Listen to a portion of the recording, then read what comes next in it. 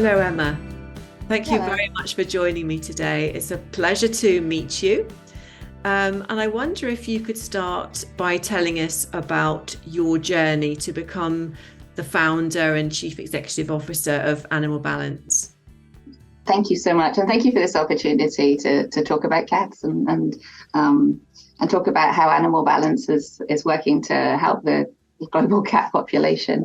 Thank you. My name is Emma Clifford, and I actually, like you, grew up in the UK. I've been very active, involved in animal rights in the UK, and that when I eventually moved over to the United States after university, I knew that I was going to find my path. Somehow it had to be to help animals. And so I joined In Defense of Animals, which is an international, well, actually a national animal rights organization. And I learned how to run a nonprofit by working for them. And then I joined San Francisco SPCA, where I created the feral cat program and worked to create a citywide comprehensive TNR program for the city. And then I was fortunate enough that it worked so well that we were able to promote that around the country. And so I ended up being the one that was speaking at animal welfare events across the country. And then I wanted to learn how to run an organization internationally. So I joined an organization called Wild Aid. And Wild Aid had 6 offices around the world. And one of them was actually on the Galapagos Islands. And the program that Wild Aid had was to find other sources of income for the fisher folk there. And it was around 2002, around that time. And so as I'm learning about the Galapagos, of course, I learn about what's happening with the cats and dogs on the islands. And I find out that they're being poisoned with compound 1080, which is a rat poison, been dropped into meat and put on street corners. And the Galapagos streets at that time were made of sand, so children could eat it, other species, non-target species. It was a disaster waiting to happen, basically. Excuse me. And so I suggested to the authorities, which was the Galapagos National Park Service, that they consider we could provide the resources for veterinarians to come out and do the spays and neuters instead and start a program of humane animal management for cats and dogs, and also work with the communities, of course, and provide what's missing so they can take responsibility for their pets and cats, for their cats and dogs. They said no, and they said no for a whole year. They didn't want that program. They were non-native, therefore they should be killed, and that was the kind of the mentality at that time. We're hardcore conservationists trying to protect the species on the Galapagos, but without working with the dynamics of the human population, which was already in existence. And the international community was putting pressure on the islands. At the same time, the industry was changing from fishing to tourism.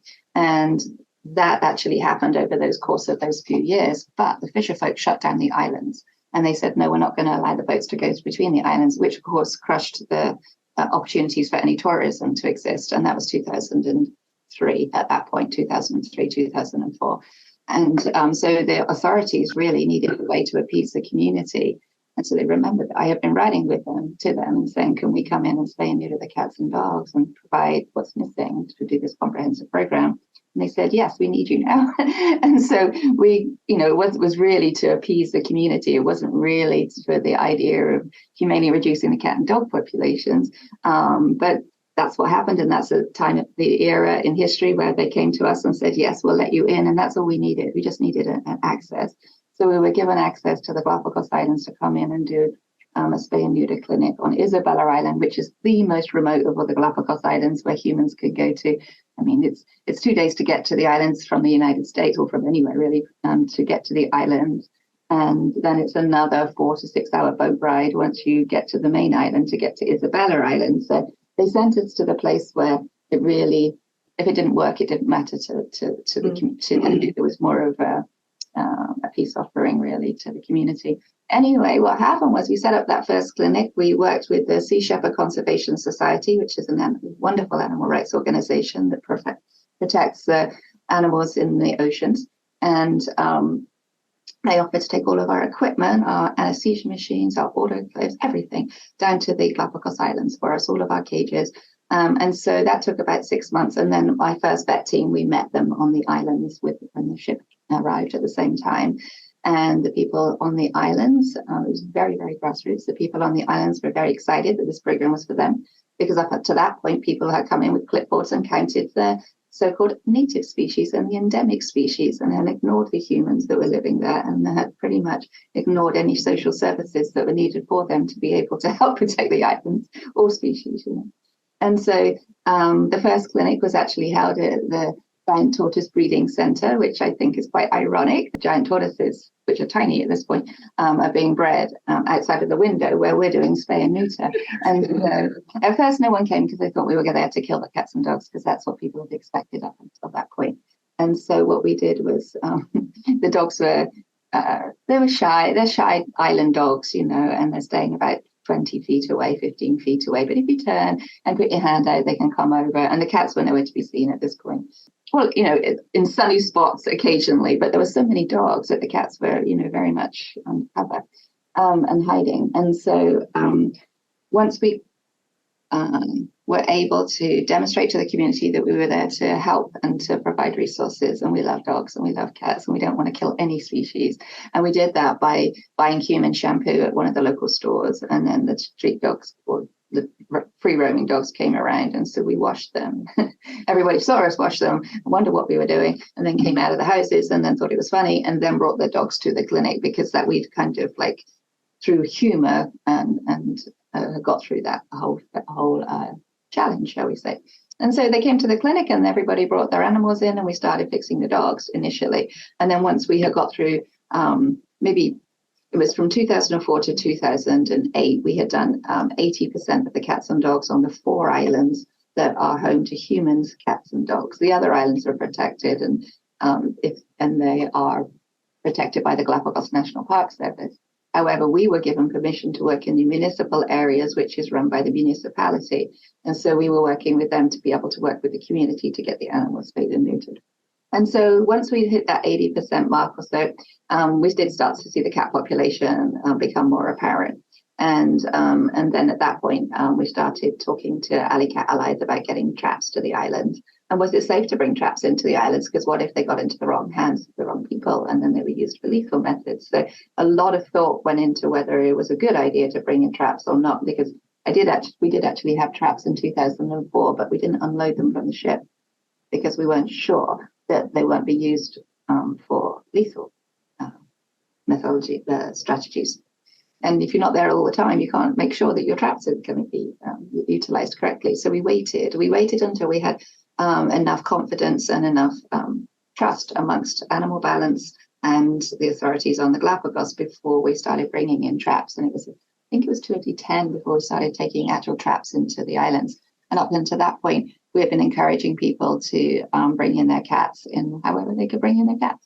And usually it's inside T-shirts or pillowcases or rice sacks, actually, mostly rice sacks. And so, the technicians over the course of those years learn how to inject cats in sacks. And so that the system just changed slightly. And so we were able to start working with people and their cat population and the cat population there. But it was more, the cats became more apparent after we had done what spayed and neutered and the high number of dogs, which makes sense. And that happened on all of the islands sequentially after that, actually. And so we started looking at other ways to reduce the cat population. And we've been using something called magistral acetate, or sometimes goes by MA, which is a short-term contraceptive. But we don't believe as an organization that the cat should be put on it for life. We believe that they should be put on it for a short period of time until we can get the vet teams on the ground. And so that's what we've been doing more recently in the last few years, particularly since the pandemic, is working with the authorities on the Galapagos Islands to identify those, what we would call feeders, the rest of the world, but those people that are taking care of colonies, which are not called colonies on the Galapagos, groups of cats. So they were feeding groups of cats.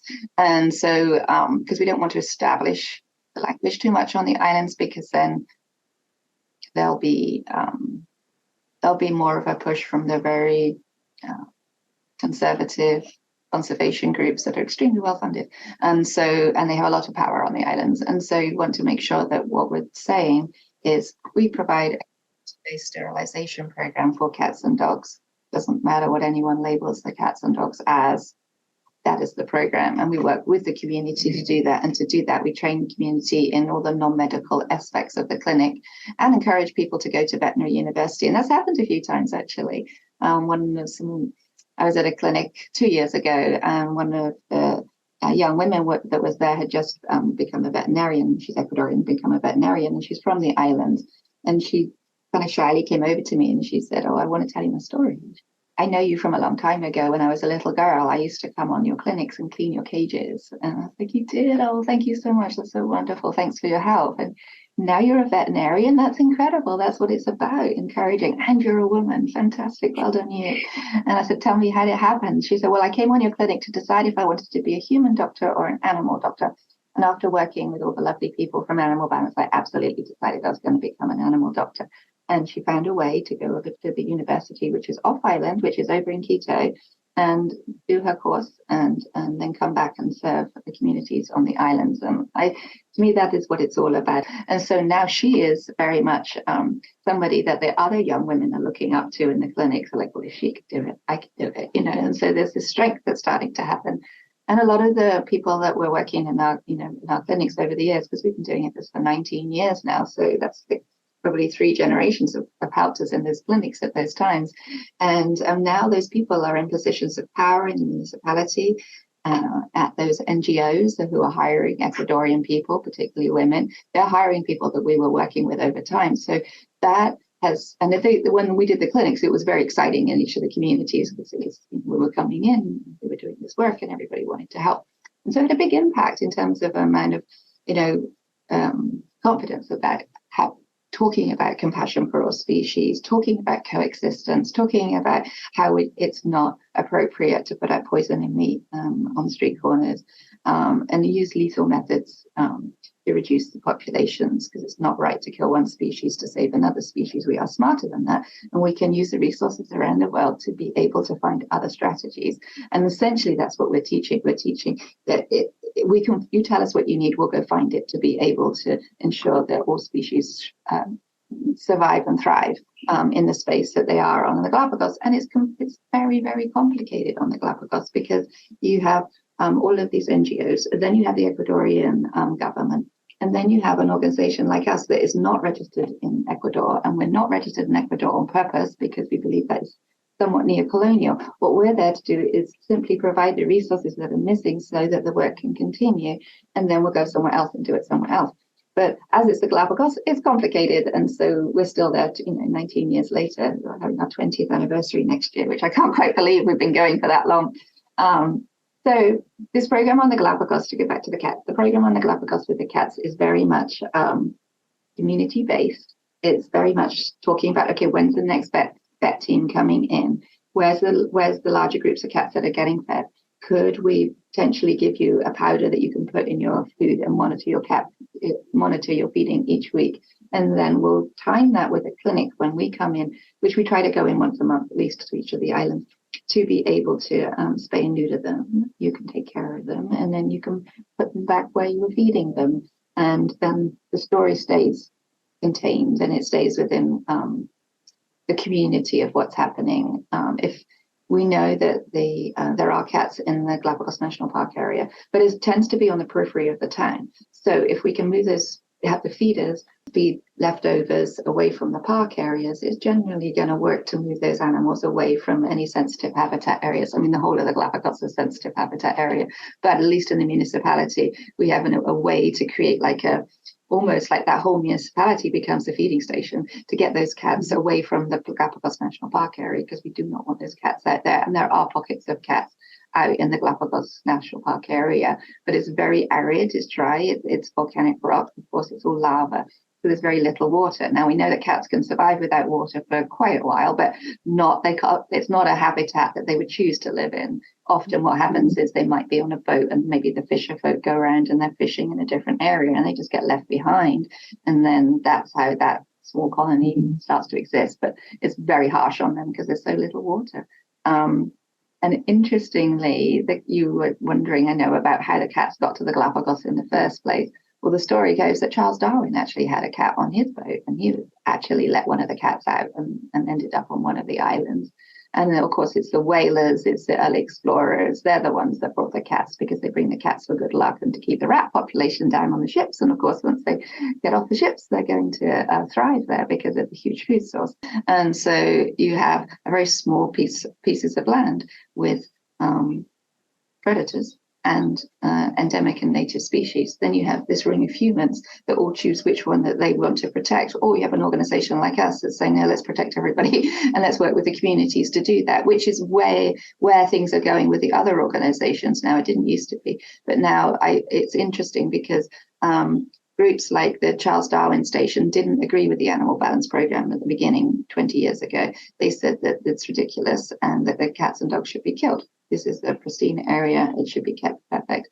Well, if that's the case, there's humans there. So that's never going to happen because there's going to be chickens, goats, dogs, cats, and all the animals that come along where humans are. That's just, that's what happens.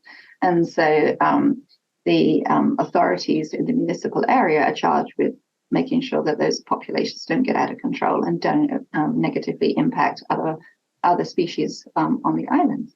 And so there's a mechanism there where you can work with those NGOs that staunchly protect the native endemic species, like the Charles Darwin Station, who were against the program. And then they saw us giving out collars and leashes, doing dog training. And then they recognized then that the people were participating in taking responsibility for these species.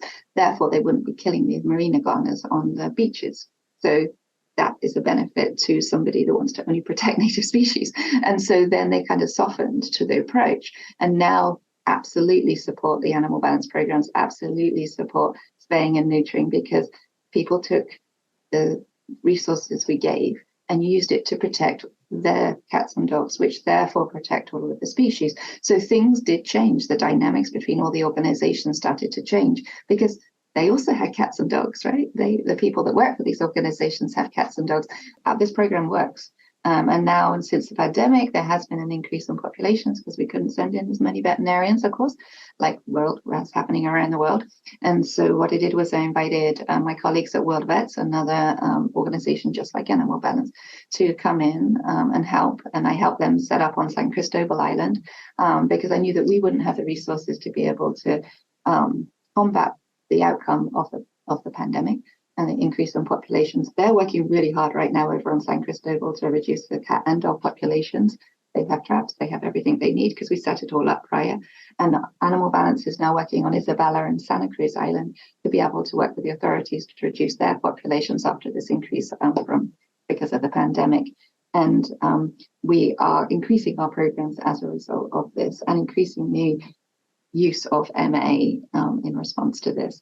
And the authorities we work with it's very special because we work with ABG, and they are the agency that's responsible for the biosecurity and biodiversity of the Galápagos Islands. So they have to prevent anything coming to the islands that's live. And I'm the advisor to ABG for strategic development for cat and dog programs, humane management on the islands.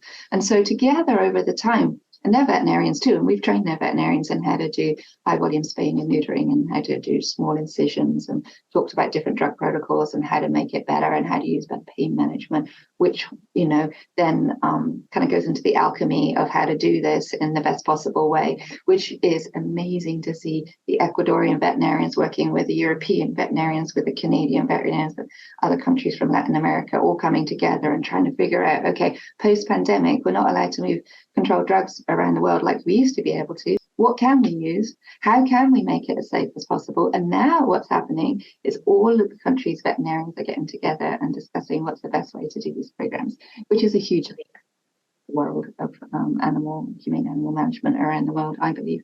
And so we're all conferring with each other now. What drugs can you get in this country and this country and this country? And how can we make this work for the betterment of the animals? And it's just beautiful to see this happening. And so that's actually, ironically, a positive outcome from the pandemic, is that it's brought us all together to find solutions now, because the world is a different place. At this time, we have trained the authorities on how to do what we would call TNR, and so they've become very proficient at trapping cats and working with colony caretakers, as we would call them, to get them fixed and to make sure that they have their vaccinations on board, deworm them and put them back. We're seeing a lot of URI on the Galapagos because of the temperatures have changed considerably because of global warming. And so we are, as a consequence of that, the weather has changed on the Galapagos and it's got colder. And so the cats are suffering as a result. Many species are, but we're seeing a lot of upper respiratory infection in the cats right now, and it's very sad. There's an increase in population and an increase in the kittens with the crusted eyes and the fluids coming out of the nose, and it's unfortunate that at the moment that's what's happening. So it's very important that we're putting a lot of effort into finding resources to help reduce both the cat and the dog population on the Galapagos right now. But we're learning as we go. We have done a lot of research into FELV and FIV, and the veterinarians and scientists have looked to see whether there's any trends in those kinds of impacts of diseases. And so what the plan is now is to continue working with all the other organizations around the world, use MA as a stopgap measure, continue sending veterinarians, deploying veterinary teams to the islands, continue making sure that we have a presence on each island and that it's serving the population as this population wants to be served, what's missing, what do we now need to bring, because that always changes. And in summary, it's been a very successful program and one that we've been able to replicate in other areas, particularly sensitive habitat areas like Hawaii. And so that knowledge is starting to spread, and that's at the highest level. That's the governor of Hawaii who's listening to the director of ABG from the Galapagos and understanding that there's two very similar archipelagos in a lot of ways, and what works and what doesn't work. And that's, I think, how we're going to see those changes happen, that are going to be based in compassion and based in logical strategies, utilizing resources from around the world. We're just moving things from A to B because they're needed, and then watching these programs organically develop.